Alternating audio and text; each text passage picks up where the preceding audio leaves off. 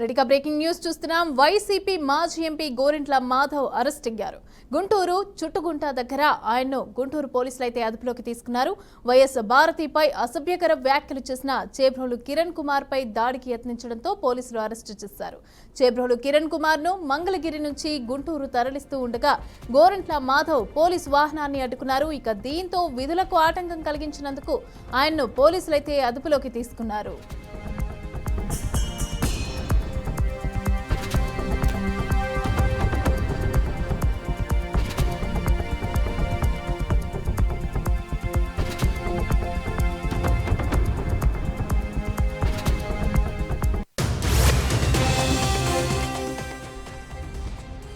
ఏకంగా district head quarters కి వెళ్లి వైసీపీ ఎంపీ దాడికి యత్నించాడు. ఇక దీంతో పోలీసులు నివ్వెరపోయారు. బందోబస్తు మధ్య తీసుకెళ్తూ ఉండగా ఎలా దాడికి రాగలిగారు అనేది అంతుపట్టడం లేదు. పోలీసుల వైఫల్యంతో పాటు నిఘా వైఫల్యం కూడా ఉందనే వాదనలు వినిపిస్తున్నాయి.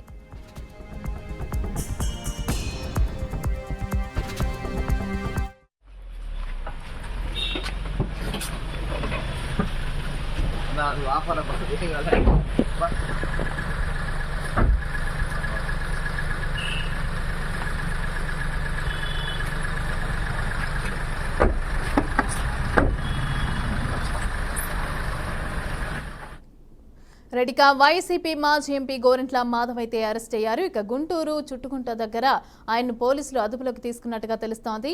ఇక భారతిపై అసభ్యకర వ్యాఖ్యలు చేసిన కిరణ్ కుమార్ పైన దాడికి యత్నించడంతోనే పోలీసులు అరెస్ట్ చేసినట్టుగా తెలుస్తోంది. రైట్, ఇదే అంశానికి సంబంధించి పూర్తి అప్డేట్స్ మా ప్రతినిధి ప్రకాష్ అందిస్తారు. ప్రకాష్, చెప్పండి, పోలీస్ హెడ్ క్వార్టర్స్కి వచ్చి మరి కిరణ్ పైన దాడికి యత్నం చేసినట్టుగా తెలుస్తోంది. ఈ సమయంలోనే పోలీసులు అరెస్ట్ చేసినట్టుగా తెలుస్తోంది. దీనికి సంబంధించిన డీటెయిల్స్ ఇవ్వండి. రైట్ మమతా, మనం ఒకసారి చూసినట్లయితే రాష్ట్ర రాజకీయాల్లో మరోసారి ఉగ్రత తోడు చేసుకుందని చెప్పుకోవచ్చు. హిందూపురం మాజీ ఎంపీ గోరింట్ల మాధవ్ మరోసారి వార్తల్లోకి ఎక్కారు, సంచలనంగా వార్తల్లోకి ఎక్కారు. తాజా ఘటనలో గోరింట్ల మాధవ్ పోలీసులు అరెస్ట్ చేశారు. ఈ అరెస్ట్ కు దారి తీసిన ఘటనలు తీవ్ర సంచలనం సృష్టిస్తున్నాయి. వివరాలకు మనం వెళ్తే మమతా, చేబ్రోలు కిరణ్ అనే వ్యక్తి ఇటీవల మాజీ ముఖ్యమంత్రి వైఎస్ జగన్మోహన్ రెడ్డి మరియు ఆయన భార్య వైఎస్ భారతిపై అనుచిత వ్యాఖ్యలు చేసినట్టుగా ఆరోపణలు సంగతి మనకు తెలిసిందే మమతా. ఈ నేపథ్యంలో కిరణ్ ను పోలీసు అదుపులోకి తీసుకొని గుంటూరు తీసుకెళ్లే సమయంలో ఈ ఘటన జరిగింది. శుక్రవారం ఉదయం చుట్టుకుంట సెంటర్ వద్ద పోలీసుల వాహనం ఆగిన సమయంలో ఆకస్మికంగా మాజీ ఎంపీ గోరింట్ల మాధవ్ అక్కడికి చేరుకున్న సంగతి మనకు తెలుస్తోంది. అక్కడే కిరణ్ ను చూసిన మాధవ్ అతనిపై దాడి చేయడానికి యత్నించారు. దాంతో అక్కడ కొంత ఉద్రిక్తత నెలకొందని మనం తెలుస్తోంది. దాంతో అక్కడ పోలీసుల వాహనాన్ని అడ్డుకొని వాగ్వాదానికి దిగి మాధవ్ వెంటనే పోలీసులు అదుపులోకి తీసుకున్నారు. గోరింట్ల మాధవ్ గతంలోనూ వివాదాస్పద ఘటనల్లో పాల్గొన్న సంగతి మనకు తెలిసిందే మమతా. ఇటీవల టీడీపీ అధినేత చంద్రబాబు నాయుడు పర్యటనను కూడా అడ్డుకుంటామనే వ్యాఖ్యలపై ఆయన హౌస్ అరెస్ట్ చేసిన విషయం మనకు తెలిసింది. ఇప్పుడు మరొకసారి ఇలా చట్టానికి విరుద్ధంగా వ్యవహరించడంతో మాధవ్ పై కేసు నమోదు చేసే అవకాశం కూడా ఉన్నట్టు మనకు సమాచారం తెలుస్తుంది మమతా. ఇదిలా ఉండగా చేబ్రోలు కిరణ్ చేసిన వ్యాఖ్యలు ఎంత దూరం వెళ్తాయో, వాటికి ఆయన ఏ విధంగా స్పందిస్తారో, తర్వాత చంద్రబాబు నాయుడు గారు ఎప్పుడు అయినా కూడా మా పార్టీ చాలా క్రమశిక్షణ కలిగిన పార్టీ అంటున్నారు, అతనిపై ఎలాంటి వేట్ పడుతుంది అనేది మనకి ఇంకా తెలియాల్సి ఉంది. వాస్తవానికి ఈ ఘటన కేవలం మాటల యుద్ధం వరకే పరిమితం అవుతుందా, లేదా ఇంకా ఏమైనా దాడులకి యత్నించే పరిస్థితులు రానున్న మనకు వెలుగులోకి వస్తాయనే విషయం ఇంకా తేలాల్సి ఉంది మమతా. రైట్, అదేవిధంగా అంటే గోరింట్ల మాధవ్ కి సంబంధించి అరెస్ట్ అయిన తర్వాత వైకాపా నేతలు ఎవరైనా రియాక్ట్ అవ్వడం జరిగిందా? మరి నెక్స్ట్ ఎలాంటి చర్యలు తీసుకుంటారు? పోలీసులు కావచ్చు, ఇటు వైసీపీకి సంబంధించిన వాళ్ళు కూడా కావచ్చు, ఏ విధంగా రియాక్ట్ అయ్యే అవకాశం ఉందంటారు? అదే మమతా, మనం చెప్పుకున్నట్టుగా ఇప్పుడు ఉన్న కూటమి రాజకీయ నుంచి అయితే క్రమశిక్షణ కలిగిన పార్టీ అంటూ చెప్పుకుంటూ వస్తారు. కాబట్టి కిరణ్ పైన కఠిన చర్యలు అయితే తీసుకుంటారు. పార్టీ నుంచి సస్పెండ్ చేసే పరిస్థితి కూడా ఉన్నట్టు మనకు తెలుస్తుంది. ఈ కొద్ది సమయంలోనే కిరణ్ కూడా వైఎస్ భారతీ గారికైతేనేమి వారి ఫ్యామిలీకి కూడా క్షమాపణ చెప్పిన సంగతి కూడా మనకు తెలుస్తోంది. గోరింట్ల మాధవ్ గారి పైన ఎలాంటి వేటు పడుతుంది అనేది ఇంకా మనకు తెలియాల్సి ఉంది కొంత. అయితే దీనిపైన గోరంట్ల ఏమైనా మాట్లాడడం జరిగిందా? మరి ఏమైనా స్పందించడం జరిగిందా అరెస్ట్ చేసిన దానికి సంబంధించి? ఇంకా ఆ వివరాలు మనకి ఇంకా ఏమి తెలియలేదు మమత. అది కొద్ది సమయంలోనే మనకు ఆ వివరాలు బయట వచ్చే పరిస్థితి. ఎందుకంటే గోరెంట్ల మాధవ్ని ఆల్రెడీ పోలీసులు అదుపులోకి తీసుకున్నారు కాబట్టి మనకి ఎటువంటి అతని నుంచి వివరాలు బయటకు వచ్చే పరిస్థితి లేదు. రైట్. ఈ ఘటన తర్వాత మరి స్థానికంగా పొలిటికల్ గా ఏ విధంగా ఉండే అవకాశం ఉందంటారు? ప్రస్తుతం గోరెంట్ల మాధవ్ పైన చేసిన ఘటన అయితే చట్టవిరుద్ధమైన పని అంటూ కొంతమంది వ్యాఖ్యానిస్తున్నారు. అదే విధంగా కిరణ్ చేసిన వ్యాఖ్యలు కూడా పూర్తిగా ఏ రెండు పార్టీ నేతలైతేనేమి కార్యకర్తలు అయితేనేమి పూర్తిగా వ్యతిరేకిస్తూ కిరణ్ ని కూడా తప్పుపట్టే పరిస్థితి అయితే మనకి కనబడుతుంది.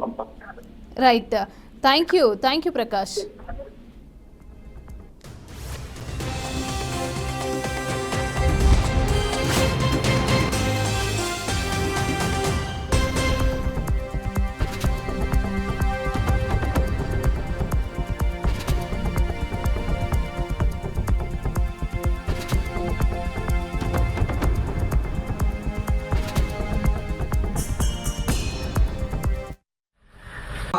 ఫస్ట్ ఈ ఎక్స్ మినిస్టర్ గారు విడుదల రజని గారిని కూడా బ్యాడ్ గా కమెంట్ చేసిన ఒక కేసు ఉంది పట్టాపురంలో, అది నాకు ఒకటి గుర్తుంది. తాడేపల్లి కేసు కూడా సోషల్ మీడియా కేసు, రెండు preventive detention 151 case, 4 case. Sir ఇప్పుడు సీఎం ఎవరైతే ఉన్నారో చంద్రబాబు నాయుడు గారు వాళ్ళ ఫ్యామిలీ మీద వైసీపీ వాళ్ళు సంథింగ్ వేరే వాళ్ళు ఇట్లా పోస్టులు పెట్టారు, వాళ్ళని ఇప్పుడు అరెస్ట్ చేస్తారు.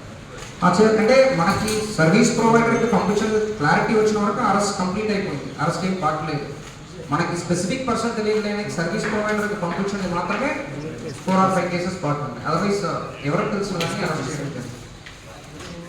కొంతమంది ఫారిన్ లో కూడా ఉన్నారు, ఫారిన్ నుంచి పోస్ట్ చేసిన వాళ్ళు కొంతమంది, వాళ్ళు కూడా లుకౌట్ సర్కులర్ పెట్టడం జరిగింది. సో అది కూడా వచ్చినప్పుడు ఫస్ట్ ఈ రైట్గా చెన్నై సూపర్ కింగ్స్ అభిమానులు గుడ్ న్యూస్ అందింది. ఇక ఎందుకంటే IPL 2025లో మిగిలిన మ్యాచ్లకు ఆ జట్టు కెప్టెన్ కూల్ మహేంద్ర సింగ్ ధోని వ్యవహరించనున్నారు. వాస్తవానికి ఢిల్లీ క్యాపిటల్స్తో CSK ఆడిన మ్యాచ్లోనే ధోని తిరిగి బాధ్యతలను చేపడతారని అంతా భావించారు. ఇక రెగ్యులర్ కెప్టెన్ రుతురాజ్ గైక్వాడ్ గాయంతో దూరం అవుతాడని అనుకున్నారు. కానీ రుతురాజ్ కోలుకోవడంతో ధోనికి మళ్లీ సారథ్యం వహించే అవకాశం రాలేదు. కానీ తాజాగా గాయం తీవ్రత పెరగడంతో గైక్వాడ్ ఈ టోర్నీ మొత్తానికి దూరమయ్యాడు. ఇక దీంతో ఈ సీజన్లో చెన్నై సూపర్ కింగ్స్ ఆడనున్న 9 మ్యాచ్లకు కూడా ధోనీనే కెప్టెన్ గా ఉంటాడని అఫీషియల్ గా CSK టీం వెల్లడించింది.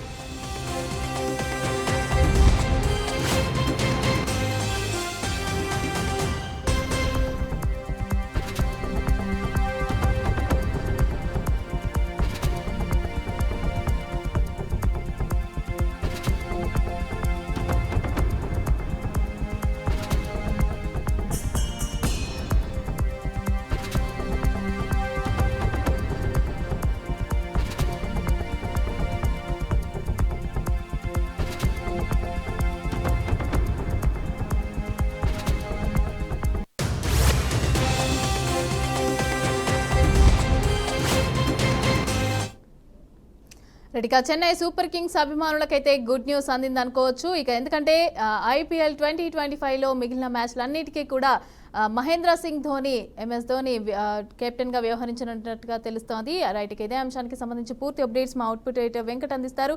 వెంకట్, చెప్పండి, అధికారికంగా CSK యాజమాన్యం అయితే ప్రకటించింది MS ధోని కెప్టెన్ గా ఉంటారు అనేసి అని చెప్పి, దీనికి సంబంధించి డీటెయిల్స్ ఇవ్వండి. CSK అభిమానులు ఎంతగానో ఎదురు చూస్తున్న క్షణం రాని వచ్చింది అనుకోవాలి. ఎందుకంటే చెన్నై సూపర్ కింగ్స్ IPL లో ఒక hot favourite team. So particular గా ధోని కోసం చూసేవాళ్ళు, మ్యాచ్ కొనుక్కొని వేలకు వేలు టికెట్ పెట్టి వచ్చే వాళ్ళు లక్షల్లో ఉంటారు.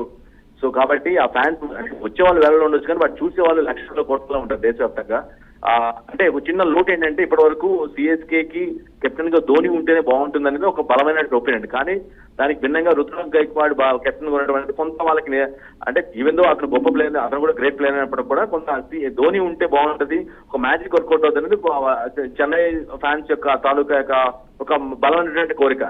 కానీ రుతురాజ్ గైక్వాడ్ కెప్టెన్ ఉండటం వల్ల, అంటే నిజానికి ఢిల్లీ క్యాపిటల్స్ తో మ్యాచ్ ఆడిన తర్వాత అతను పక్కకు వెళ్ళిపోతాడు, ఎందుకంటే కొంచెం గాయం అయ్యాడు, ఆ మ్యాచ్ లో గాయమైంది కాబట్టి ఆ గాయం నుంచి కోలుకోలేడు, కష్టం. సిఎస్కే ఖచ్చితంగా ధోని కెప్టెన్ అవుతాడని అందరూ భావించారు. కానీ ఆయన గాయం నుంచి రికవర్ అవడం వల్ల మళ్ళీ ఆయన మ్యాచ్ లో కూడా రుతురాజ్ గైక్వాడ్ ఎవరైతే ప్రస్తుత కెప్టెన్ గా ఉన్నారో అతని బాధ్యతలు స్వీకరించారు. కొంత నిరాశ గురయ్యారు. సో ఈవెన్ దో అంటే ధోని మీద ఉన్నటువంటి ఇష్టం, ఆల్రెడీ ఇన్కమెంట్ గా ఉన్నటువంటి కెప్టెన్ పక్కన పెట్టే అంత ఇష్టం ధోని మీద సిఎస్కే ఫ్యాన్స్ ఉంటుంది కాబట్టి ఆ స్థాయిలో ఎక్స్పెక్ట్ చేస్తారు. సో అనుకోకుండా ఆ రుతురాజ్ గైక్వాడ్ ఎవరైతే కెప్టెన్ గా ఉన్నారో అతనికి ఏదైతే గాయం గతంలో అయిందో అది కొంచెం మళ్ళా పెద్దదవడం, అంటే కొంత సివియర్ అవడం వల్ల ఆయన కంప్లీట్ గా సీజన్ నుంచి ఐపీఎల్ సీజన్ నుంచి తప్పుకుంటున్నారు. కాబట్టి నెక్స్ట్ ఆల్టర్నేటివ్ ప్లేయర్ ఎవరున్నారు సిఎస్కే కి ముందు నడిపించగల ఒక గ్రేట్ ప్లేయర్ ధోనియే. కాబట్టి ధోనిని వెల్కమ్ చేస్తూ సిఎస్కే యాజమాన్యం ఎవరైతే ఉన్నారో ఆ యాజమాన్యం అధికారికంగా ప్రకటించింది. సో ఇప్పుడు ఈ న్యూస్ చాలా పెద్ద న్యూస్ సిఎస్కే అభిమానికి. ఎందుకంటే ధోని కోసమే వచ్చే వాళ్ళు చాలా మంది ఉంటారు దేశం నలుమూల నుంచి కూడా. ఈవెన్ చెన్నైలో మ్యాచ్ జరుగుతుంటే దేశం ఎక్కడో జమ్మూ కాశ్మీర్ ఉన్న ఫ్యాన్ కూడా ఇక్కడికి వచ్చి మ్యాచ్ చూసే పరిస్థితి ఉంటుంది. కాబట్టి దానికోసం ఎంతకైనా వేరే పైసలు ఖర్చు అయిన పెట్టేటువంటి పరిస్థితి. సో అంతగా అభిమానిస్తారు. సో ఇటువంటి నేపథ్యంలో ధోని కెప్టెన్ గా మళ్ళా బాధ్యత స్వీకరించడం అనేది ఒక పెద్ద భావించాల్సిన అవసరం ఉంది. అఫ్కోర్స్ ఈ సీజన్ నుంచి సిఎస్కే ఇప్పటికే ఛాన్సెస్ కోల్పోయింది అనుకోవాలి. ఎందుకంటే ఫస్ట్ మ్యాచ్ గెలిచారు, ఆ తర్వాత ఆడినట్టు 4 మ్యాచ్లు కూడా వరుసగా ఓడిపోయిన పరిస్థితి కనిపిస్తుంది. అఫ్కోర్స్ కొన్ని మ్యాచ్ల్లో లాస్ట్ లో వచ్చి హిట్టింగ్ చేసినప్పుడు కూడా మ్యాచ్ విజయాన్ని దక్కించలేకపోయారు. బట్ ఆబ్వియస్ అయినప్పటికీ కూడా కెప్టెన్ గా ఆయన ఉంటే అందరికీ మ్యాజిక్ వేర్ అనేది సిఎస్కే వల్ల ఒక బలమైన ఆకాంక్ష, బలమైన కోరిక. కాబట్టి సో వాళ్ళు అనుకున్నట్టుగానే సిఎస్కే యాజమాన్యం ధోని కెప్టెన్ గా వ్యవహరిస్తారు. ఇంకా ఐపీఎల్ సీజన్ లో ఇంకా సిఎస్కే 9 మ్యాచ్లు ఆడాల్సింది. కాబట్టి ఈ 9 మ్యాచ్లు కూడా ఆయన రుతురాజ్ గైక్వాడ్ ఎవరైతే కెప్టెన్ ఉన్నారో ఆయన పక్క తప్పుకున్నారు గాయం కారణంగా. కాబట్టి ఈ 9 మ్యాచ్లు కూడా ధోని ఆడబోతున్నారనే ఒక వార్త ఏదైతే ఉందో సిఎస్కే ఫ్యాన్స్ లో, ధోని ఫ్యాన్స్ లో ఒక ఆనందాన్ని నింపింది అనుకోవాలి. అమృత రైట్, ఇప్పటి వరకు చూసుకుంటే మీరు చెప్పినట్టుగా ఈ నిర్ణయం వల్ల మళ్ళీ అంటే గెలుపు అవకాశాలు పడే అవకాశం ఉందంటారా? అభిమానుల స్పందనకు సంబంధించి చూసుకున్న ఇటు గెలుపు అవకాశాలు కూడా పెరిగే అవకాశాలు ఉన్నాయనుకోవచ్చు అంటారా? Right, even though Ruturaj Gaikwad అనే వ్యక్తి కెప్టెన్ గా ఉన్నప్పుడు కూడా మొత్తం నడిపించేది ధోని అనేది ఒక ఇంటర్నల్ టాక్. అయినప్పటికీ కూడా 4 మ్యాచెస్ వరుసగా ఓడిపోయింది. సో నెక్స్ట్ ఇప్పుడు ఆయన కెప్టెన్ గా బాధ్యత చేపట్టిన తర్వాత కొంత ఏదైనా మ్యాచ్ దొరుకుతాం, కొంత ఏదైనా ఇంకేదన్నా వర్కౌట్ అయ్యి గెలుస్తారేమో అన్న ఆశ అయితే ఖచ్చితంగా ఉంటుంది. సో ఆబ్వియస్ గా ధోని ఎంత ప్రెషర్ అయినా కూడా చాలా ఈజీగా తీసుకొని ఎటువంటి సందర్భంలో చాలా కూల్ గా వచ్చి బ్యాట్ చేయడం కానీ, లేదంటే తన వ్యూహాలను రచించి ప్రత్యేక బ్యాట్స్మెన్ అవుట్ చేయడం కావచ్చు, ప్రత్యర్థి బ్యాట్స్మెన్ కొంత ఒక ఆందోళన పడేటువంటి స్ట్రాటజీస్ ధోని దగ్గర ఉంటాయి. కాబట్టి సో ఆయన చేసినటువంటి వ్యూహాలు ఈ 9 మ్యాచ్లకి ఆయన వ్యూహంలో, ఆయన సారథ్యంలో జరగబోయేటువంటి మ్యాచ్ల్లో గెలిచే అవకాశం ఉంటుందనేది ఆబ్వియస్ గా సిఎస్కే అభిమానించే వాళ్ళు, ధోనిని అభిమానించే వాళ్ళ యొక్క వాళ్ళు బలంగా ఫీల్ అవుతూ ఉంటారు. సో అది ఎలా ఉండబోతుంది, ఏం చేస్తారు, నిజంగానే వాళ్ళు అనుకున్న లక్ష్యాలని జరిగేలాగా ఈ జరగబోయే 9 మ్యాచ్ల్లో ఏదైనా విజయాలు దక్కించుకుంటారా, కనీసం 4-5 విజయాలను దక్కించుకుంటారా, ధోని మార్కు ఖచ్చితంగా ఇక్కడ కెప్టెన్సీలో కనిపిస్తుందా లేదని చూడాల్సి ఉంది. Mamata right, thank you Venkat, thanks for the updates.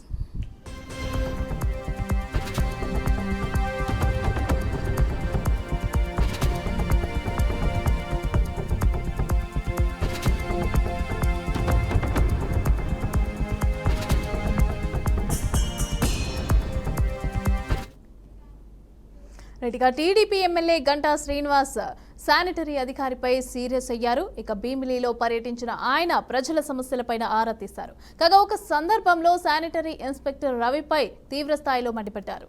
కూటమి ప్రభుత్వం అధికారంలోకి వచ్చాక కనీసం తాగేందుకు కూడా నీళ్లు సరిగా రావటం లేదని, డ్రైనేజీ వ్యవస్థ కూడా సరిగా లేదని స్థానికులు ప్రశ్నించడంతో సమాధానం చెప్పలేక సహనం కోల్పోయిన ఎమ్మెల్యే గంటా శ్రీనివాసరావు పళ్ళు రాలగొడతా అంటూ ఆగ్రహం వ్యక్తం చేశారు. ప్రస్తుతం గంటా వ్యవహారంపై సోషల్ మీడియాలో అయితే వైసీపీ విమర్శలు చేస్తోంది.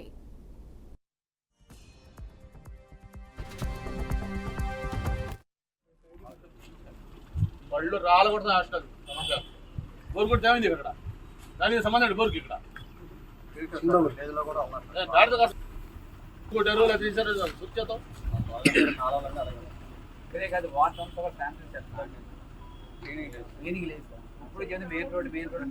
చెప్పాలి కదా చెప్పి ఇట్లా చేస్తావు నువ్వు దీన్ని.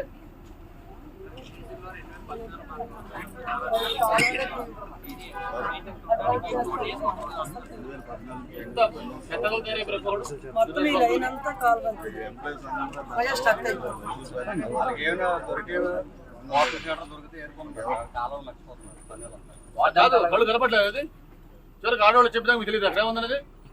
మళ్ళీ సోల్ చేస్తాం, మళ్ళీ బోర్ వేశారు, ఇంకోటేశారని ముందు మినిట్ చేయండి. అది దేనికి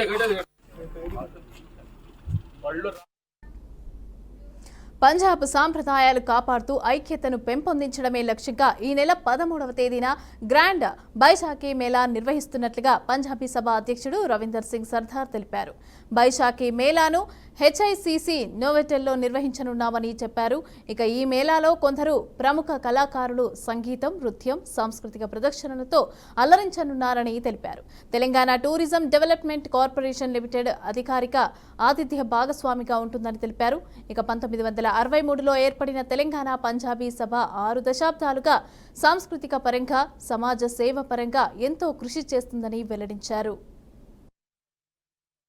ఇది 1963 నుంచి ఇక్కడ హైదరాబాద్లో ఉంది. ఇంతకుముందు ఆంధ్ర పంజాబీ సభ డివైడ్ అయిన తర్వాత తెలంగాణ పంజాబీ సభ ఆంధ్రలో మనము దానికి చేసినాము. ఈ తెలంగాణ పంజాబీ సభలో మేము చాలా టైం నుంచి చాలా ప్రోగ్రామ్ చేసినాము. పాత హిందీ మిలాప్ వాళ్ళు ఉన్నప్పుడు అక్కడి నుంచి మేము వేరే పంజాబీ సింగర్స్, ఫోక్ సింగర్స్ ఇక్కడ వచ్చినారు. సురేందర్ కౌర్ అట్లా అని దలేర్ మెహందీ వచ్చినారు, మీత్ బ్రదర్స్ అన్నీ అందరు వచ్చినారు. ఈ బైసాఖీ మేళా ఇంపార్టెన్స్ ఏమంటే Baisakhi mela is the day when the Sikhs were formed. ఆ రోజు సిక్కిజం స్టార్ట్ అయ్యింది. ఆ రోజే గురు గోవింద్ సింగ్ జీ మా గురు ఆ రోజు సిక్కిజంకి మొదలు పెట్టినారు. ఇట్ ఈస్ ఆల్సో ఇది మన ఫెస్టివల్ అంటే హార్వెస్ట్ ఫెస్టివల్ కూడా ఉంది. ఇది harvesting new year of the calendar month of the Punjabis. ఇది హిందూజీ కూడా ఉగాది వస్తుంది.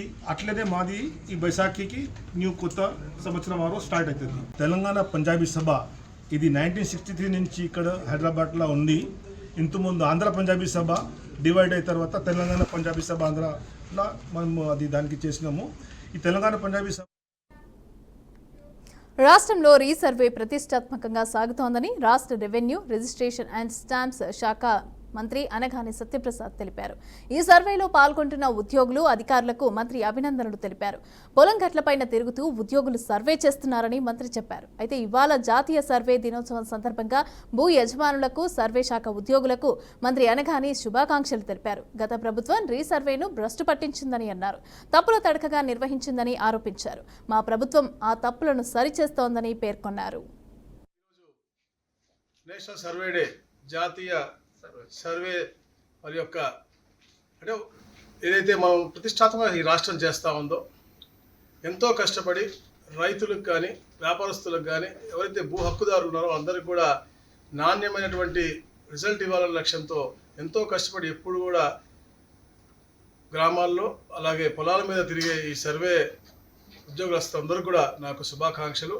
తప్పకుండా ఏదైతే గతంలో రీసర్వే తప్పిదాలు జరిగినాయో ఇప్పుడు నూతనంగా ఏర్పాటు చేసినటువంటి సర్వే విధానం, విధి విధానాలని కూడా అందరితో చర్చించి ఒక మంచి వాతావరణమైనటువంటి ఆహ్లాదకరమైనటువంటి వాతావరణంలో ఈ యొక్క రీసర్వే చేస్తా ఉన్నాం. తప్పకుండా మంచి రిజల్ట్స్ పేద ప్రజలకి అలాగే ప్రభుత్వానికి కూడా మంచి పేరు వచ్చే దిశగా మేము సర్వే డిపార్ట్మెంట్ అందరూ కూడా కలిసి తప్పకుండా పనిచేస్తామని చెప్పి తెలియజేసుకుంటూ మరొకసారి